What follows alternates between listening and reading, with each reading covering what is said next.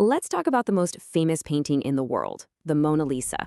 But, this isn't going to be about her mysterious smile. Nope. This is the wild, kind of chaotic story of how a simple theft turned a Renaissance masterpiece into a global legend. I mean, think about it. Seeing the Mona Lisa today is a whole event.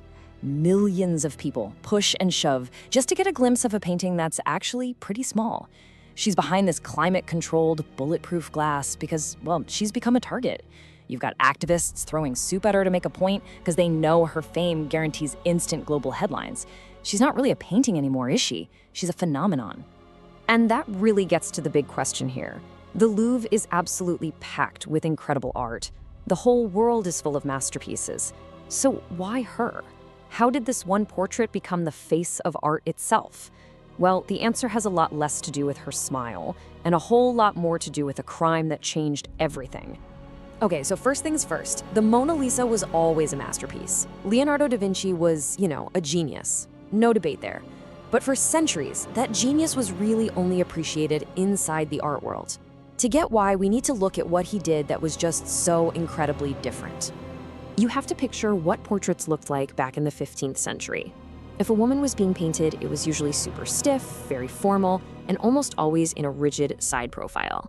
But Leonardo, he just completely shattered that tradition. He literally turned his subjects toward the viewer in this three-quarter pose, and suddenly they felt alive. They had a psychological depth, a direct connection to you that was totally revolutionary for the time. And it wasn't just a one-off. You can see his style developing in his earlier works, like this one, the portrait of Ginevra de Benji. Just look at the turn of her body, that gaze that's both direct and a little distant. This wasn't just about painting a face, it was about trying to capture someone's inner world. Leonardo was painting a personality, not just a person. And he'd layer his work with all this intellectual meaning. On the back of the Ginevra de Benci portrait, there's this emblem with a Latin motto that says, "Beauty embellishes virtue." So here's the key thing. His works were brilliant, complex, groundbreaking. But for 400 years, that brilliance was mostly a big deal to artists, scholars, and nobles. The Mona Lisa was respected, for sure, but she wasn't a celebrity yet. And that all changed on a quiet Monday in August 1911. What happened next wasn't just some art theft, it was the event that accidentally launched the Mona Lisa's global brand. Just let this sink in. On a normal day, the Louvre had 166 guards, but on Mondays, the museum was closed for maintenance, and that number dropped to 12. Just 12. Security was, well, shockingly bad. And this created the perfect window of opportunity for a handyman named Vincenzo Peruggia.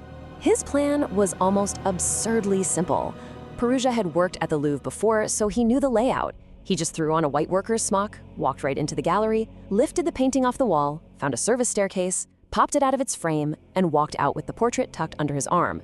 Get this, he didn't even choose it because it was the most famous painting in the museum. He chose it because it was small enough to hide under his coat.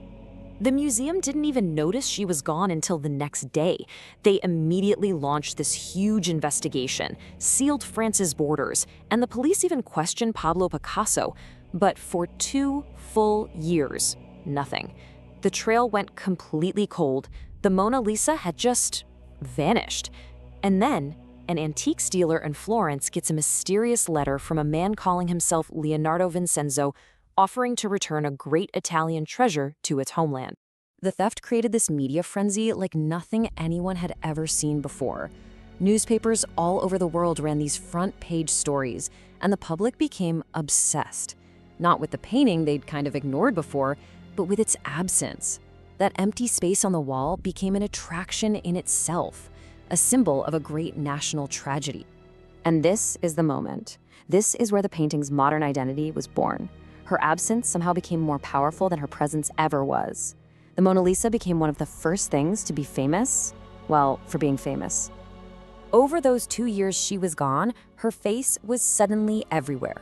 To cash in on the story, her image was printed on an industrial scale. You could find her on postcards, on chocolate boxes, on the cover of every magazine. Before the theft, you had to go to the Louvre to see her. Now she was coming to you, printed on all this everyday stuff. Her face became one of the most recognizable in the world, all while the real painting was stashed in a trunk in a tiny Paris apartment. There's this fascinating idea from the philosopher Walter Benjamin that just explains this perfectly. He talked about the aura of an artwork, that special, one-of-a-kind feeling you get from being in its presence. He argued that when you mechanically reproduce a piece of art, that aura is destroyed. But for the Mona Lisa, something totally different happened.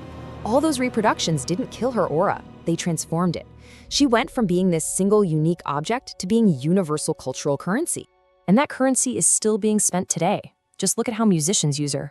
When Lil Wayne raps about a Mona Lisa, he's not talking about a Renaissance painting. He's using her as a symbol for an unreadable, deceptive woman.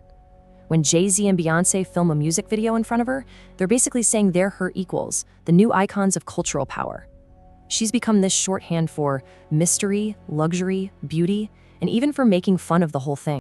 So, when Vincenzo Peruggia was finally caught and the painting was recovered, it wasn't just a piece of art going back to a museum. The media framed it like a national hero was returning home. Crowds in Italy literally rioted to get a chance to see her before she was sent back to France. She left the Louvre as a masterpiece, but she came back as a global icon. And that brings us to her modern life, where her fame is just this self-perpetuating cycle.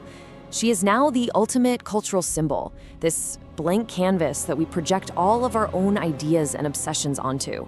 Just think about the two crazy extremes of how we treat her today. On the one hand, she's this object of intense scientific obsession. Researchers are using X-rays to analyze her paint, finding rare chemical compounds that show us Leonardo's crazy experimental techniques. At the same time, others are using super high-def scans to find tiny letters hidden in her eyes, fueling all these conspiracy theories. And then on the other hand, she's a cultural target, used by activists, advertisers, and artists to send whatever message they want.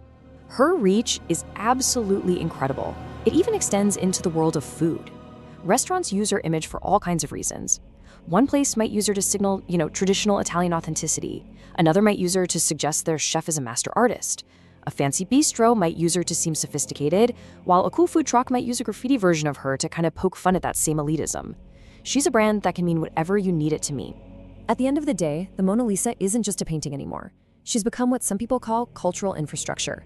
She's a universally recognized symbol that anyone can just plug into to sell an idea, whether that idea is luxury, mystery, tradition, or rebellion. She's a brand with no owner, which, when you think about it, makes her the most powerful brand of all. Which leaves us with one last thought.